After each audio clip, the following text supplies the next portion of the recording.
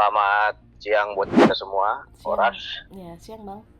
Saya ingin sampaikan terkait dengan kenapa kita mendampingi Pak RT bersama dengan anaknya. Hmm. Tentunya kita melakukan kajian-kajian dan beberapa kali melakukan wawancara terhadap beliau dan melihat dinamika sosial baik di dunia maya maupun dunia nyata. Yang artinya kita melihat bahwasannya posisi beliau saat ini sedang terintimidasi gitu loh. Artinya apa? Ya, setiap warga negara itu berhak untuk memperoleh ataupun mendapatkan bantuan hukum dari negara maupun dari pihak sipil. Nah, dari kita mempelajari perkara ini dan mengamati dari kondisi sosial sekarang, sudah banyak yang menghakimi beliau tanpa adanya proses pemeriksaan yang sah, adil, dan transparan. Artinya apa? Artinya Pak RT Pasren ini telah dihakimi oleh beberapa orang dan kita ketahui juga pada beberapa hari ini rumah beliau didemo ataupun dilakukan unjuk rasa dengan membawa ataupun membentangkan poster yang tulisannya itu kami sangat prihatin ya, miris melihatnya karena ada bahasa-bahasa cari RT Pasren, tangkap Pasren. Artinya apa? Itu merupakan suatu penghakiman kepada beliau yang kesaksiannya itu menurut orang yang unjuk rasa tersebut tidak benar. Ini nggak bisa kita simpulkan seperti itu karena ini adalah proses hukum yang sedang berjalan. Artinya terkait dengan keterangan yang disampaikan beliau di pengadilan itu sudah melalui proses pemeriksaan, due process of law. Artinya beliau ya tetap konsisten kepada keterangannya. Masa kita harus paksa beliau untuk merubah keterangannya yang ia ketahui seperti demikian gitu. Nah, kita nggak bisa main anarkis ataupun menekan orang dengan cara-cara baik secara konstitusional maupun inkonstitusional agar dia merubah keterangannya ataupun mencabut BAP. Itu nggak bisa. Apa yang ia ketahui, apa yang ia saksikan dan alami, itu harus ia sampaikan gitu loh. Jadi jangan juga dengan semena-mena kita melakukan tindakan intimidasi dengan membawa segerombolan orang ataupun memobilisasi orang untuk menakut-nakuti RT ini agar dia mau merubah keterangannya. Nah, ini yang menjadi perhatian juga karena ada beberapa pihak yang mencoba untuk mempengaruhi klien kami ini agar ketemu dengan salah satu politisi katanya ya. Nah, agar difasilitasi untuk menyatakan yang sebenarnya. Dia tahu apa menyatakan yang sebenarnya. Dia sudah menyampaikan yang sebenarnya. Terus maunya mereka apa gitu? Apakah dia memang harus mengarang cerita lagi gitu? Ini yang harus kita lihat sebagai bahan evaluasi ataupun edukasi kepada masyarakat agar nantinya tidak menjadi main hakim sendiri gitu. Pertanyaan saya seperti ini, apakah lima saksi ini merupakan terpidana atau bukan? Itu aja. Pidana kan? Tentunya ya sah-sah aja para terpidana mengatakan kami di sini gitu, dan mereka mempunyai hak ingkar juga, itu sah-sah aja dia mengingkari keterangan dia. Sudah jelas juga Divisi Humas Mabes Polri juga menjelaskan keterangan para terdakwa ini sering berubah-berubah gitu, nggak konsisten. Nah, dari awal sampai akhir juga nggak konsisten. Di situ kita bisa melihat bahwasanya kekonsistenan terhadap keterangan saksi ini tidak bisa dipercaya ataupun dipegang. Bagaimana kita mau mempercayai mereka gitu, sedangkan keterangannya selalu berubah-berubah. Sudah clear kan di pengadilan bahwasanya saksi verbalisan sudah dihadirkan dari penyidik kepolisian dan penyidik yang meriksa. Nah, dan itu langsung dikonfrontir oleh hakim. Penyidik menyampaikan tidak ada tekanan. Dan mereka pada waktu diperiksa oleh penyidik didampingi oleh penasihat hukum ataupun kakaknya sendiri. Jadi bagaimana penyidik mau nekan sedangkan dia didampingi oleh penasihat hukumnya dan kakaknya sendiri gitu, yaitu terpidana S. Nggak ada gitu yang memberatkan yang mana. Simpel saja berpikir. Tanya langsung kepada keluarga terpidana ini, ngapain mereka mendatangi RT? Itu aja intinya. Kalau nggak ada kepentingan. Ya kalau memang dia nggak ada kepentingan, ngapain dia datangi RT? Nah, apa aja, datangnya terpidana gitu. Terus dia mendatangi RT, masa cuma bilang, Pak, tolong jujur ya berkata yang sebenarnya. Baru itu pulang dia. Cepat banget seperti itu. Ingat ya. Ada kata-kata ini seperti itu. Masa kita ketemu orang, kita datangi contoh ini. Tadi datangi saya, Bang, tolong jujur ya mengatakan yang sebenarnya. Habis itu dia pulang. Emang nggak ada dia. Nggak ada pembicaraan yang lain. Jadi ini akan sekali gitu. Jadi jangan diperlukan terhadap klien kita ini. Karena memang juga mereka sudah melaporkan ke polisi. Ya saya kira bagus, nanti boleh dibuktikan saja gitu. Yang keterangan palsu ini yang mana gitu. Kondisi beliau setelah didampingi oleh Jakarta Merah Putih Robem, kondisi beliau sehat. Ya. Artinya mereka sekarang sudah tenang karena selama ini mereka merasa terintimidasi dengan tindakan segerombolan orang yang tidak dikenal yang ingin mencoba mempersekusi klien kami dengan posteran-posteran, dengan selebaran, dengan tulisan-tulisan. Itu merupakan bentuk intimidasi terhadap saksi. Dan saya sudah laporkan itu kepada pihak kepolisian terkait dengan perbuatan ini agar tolong diawasi. Gitu. Artinya apa? Kita saksi juga harus dilindungi oleh negara. Jangan juga karena dia sudah memberikan kesaksian tidak dilindungi oleh negara. Nah, inilah peran serta daripada Lembaga Perlindungan Saksi dan Korban, pihak kepolisian, dan Komisi Nasional Hak Asasi Manusia. Artinya ya dia memberikan keterangan, ya sudah memberikan keterangan, tapi jangan juga kita mendatangi rumahnya, mendemo, melakukan intimidasi, membuat hoax, fitnah, dan lain-lain di media sosial. Bahkan saya lihat lagi ada di media sosial, tangkap Pak Pasren gitu. Itu kan bentuk penghukuman yang menurut saya itu tidak relevan dilakukan oleh beberapa oknum-oknum yang mengatasnamakan dari suara masyarakat. Ingat, masyarakat Indonesia ini bukan 10 orang, akan tetapi jutaan rakyat Indonesia. Jangan juga mengatasnamakan masyarakat untuk kepentingan pribadi, untuk konsumsi politik. Jangan. Nah, saya kira ini tidak boleh dicampur adukan dengan politik. Kalau ini berbicara hukum, ya bicara konteks hukum. Jangan juga memanfaatkan momen ini untuk berpolitik. Nah, itu yang harus kita cegat gitu loh. Ya, kita melihat posisi beliau itu sangat lemah sekali dan rentan diserang orang gitu loh. Karena selama ini kan beliau itu sampai dia mengasingkan diri. Karena adanya itu tadi, upaya tindakan-tindakan yang menurut kami sangat kasar sekali terhadap beliau.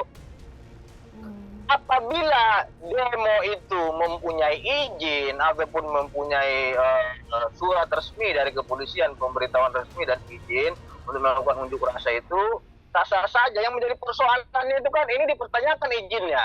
Mereka demo di rumah Pak Pasren ini malam-malam buat apa? Emang diperbolehkan demo di malam hari? Itu harus dibaca lagi pasalnya tentang kemerdekaan. Jadi yang pertama, sebagai buah pun banyaknya desakan, tekanan kepada RT Pasren itu, jangan jangan kira dia harus bersuara segala, enggak. Enggak perlu itu. Kecuali meminta klarifikasi itu dari instansi penegak hukum, itu wajib kita hormati. Melakukan penegakan yang baik. Jangan dikira karena kalian mau ke rumah dia dan kalian buat poster-poster, spanduk-spanduk, dan buat framing di media sosial sehingga dia bersuara sesuai dengan mengikuti kemauan kalian. Tidak. Enggak ada. Ya, jadi kita enggak ada gitu-gituan. Walaupun desakan suruh bersuara, siapa dia hebat kali menyuruh dia bersuara? Mau politisi, mau apa, enggak ada urusan gitu. Nah, kalau seumpamanya resmi, ya aparat penegak hukum meminta keterangan, klarifikasi, ya kita hormati. Kita sangat hormat sekali kepada para penegak hukum, dan kita selaku warga negara yang baik tentunya ya menghormati hukum gitu. Bukan berarti dia melakukan tindakan demo, unjuk rasa dan lain-lain, takuti sehingga dia suruh bersuara. Enggak ada urusan itu. Saya bilang gitu, kan urusannya. Gitu. Nah, dan mereka bukan kewenangan mereka untuk melakukan pemeriksaan itu. Yang pertama ya, terus terang Mbak Dia, karena memang beliau ini, klien kita ini Pak Pastren, beserta dengan anaknya sudah dilaporin ya. Ya kita menghormati upaya hukum yang dilakukan oleh keluarga terpidana ini. Nah, dan itu akan kita ikuti prosesnya. Gitu loh. Itu dulu. Nah, kita akan ikuti prosesnya. Tapi ingat Mbak Dia, apabila memang laporannya ini tidak terbukti beliau melakukan keterangan palsu ya, kami dari tim Jakarta Merah Putih juga tidak akan diam. Ingat itu. Baik. Nah, kalau kita sudah gigit, tidak akan kita lepas gitu loh. Nomor LP-nya itu nomor STTL 208 angka Romawi 6 2024 Bareskrim tanggal 25 Juni 2024 pukul 18.30 WIB di SPKT Mabespori. Ini kita punya teman-teman. Laporan polisi mereka juga kita peroleh. Oke. Jadi ini akan menjadi bukti kita juga gitu. Ini kita bukan bicara menang atau kalah. Baik. Ini kita berbicara terkait dengan prosedur hukum. Mm-mm. Artinya apa? Siapa yang mendalilkan dia harus buktikan. Yang pertama mereka harus buktikan dulu keterangan mana yang palsu. Nah, sepengetahuan saya di dalam pasal 242 KUH pidana itu adalah kesaksian yang diberikan di bawah sumpah.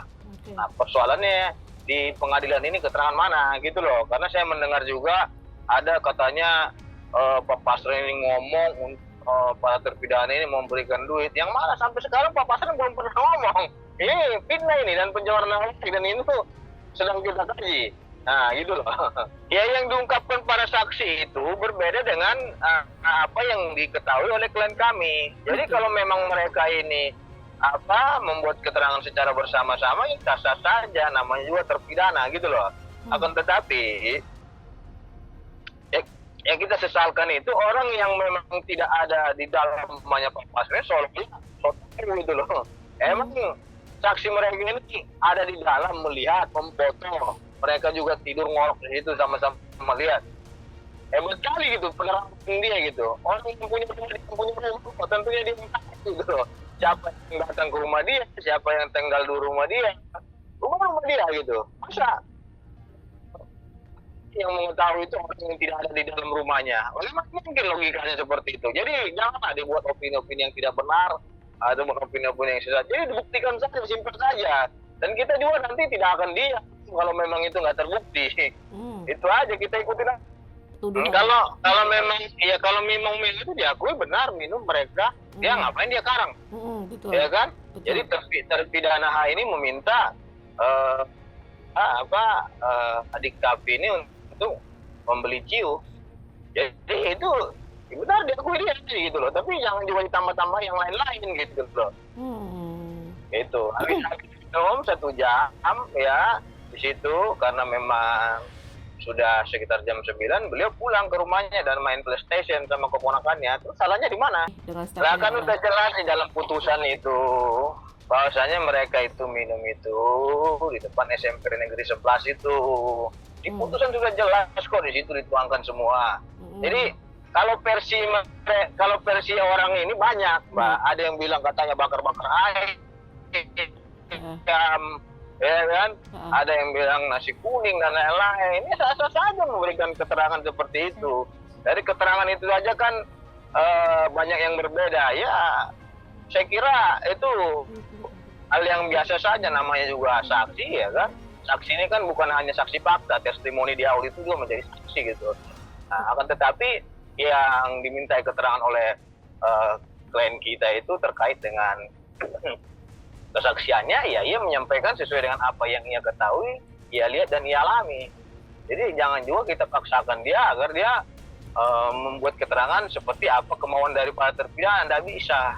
Justru itu berbahaya bagi klien kita gitu. Nah, benar, kan udah dibantah sama tim penasihat hukum kemarin. Ya kalau ditanya kesiapannya itu tentu siap ya. Yang namanya kan orang menuduhkan kepada kita pasti akan kita jawab gitu loh. Tapi yang menjadi persoalannya nanti, orang yang menuduhkan sesuatu hal kepada kita itu dia harus buktikan dulu yang mana fitnah, yang mana ataupun kesaksian palsu yang mana yang nggak benar. Nanti akan kita jawab gitu loh. Jangan dikira kita nggak punya saksi, kita juga punya saksi, tapi kan kita nggak lebay harus sampaikan nama saksinya ini enggak. Karena kalau saya sampaikan nama-nama saksinya itu nanti diteror lagi, di demo lagi. Kan ini berat ini kita pikirinnya. Ini makin nambah lagi kerjaan saya untuk melindungi saksi gitu. Oke. Dia seperti itu Pak, makanya kita rahasiakan gitu. Ya kita punya saksi 6, iya. Itu, saya kira 6 orang aja udah cukup. Oke. Oh pasti ada. Jadi jangan dikira kita dilaporin itu kita nggak punya data gitu, pasti ada. Yang pertama, justice for all, keadilan untuk semuanya. Ketika keadilan itu dibelenggu dengan adanya tindakan yang inkonstitusional, maka advokat wajib hadir untuk melakukan pembelaan. Kita ketahui sendiri bahwasanya proses ini bergulir, Anda sudah bisa melihat dari berbagai TV, dari berbagai media sosial, dari berbagai kenyataan fakta di lapangan, bahwasanya klien kami telah diintimidasi. Sebelum kami mendapatkan mempegang beliau itu, kami pelajari beliau itu diintimidasi, diunjuk rasa, di lain-lain pada malam hari.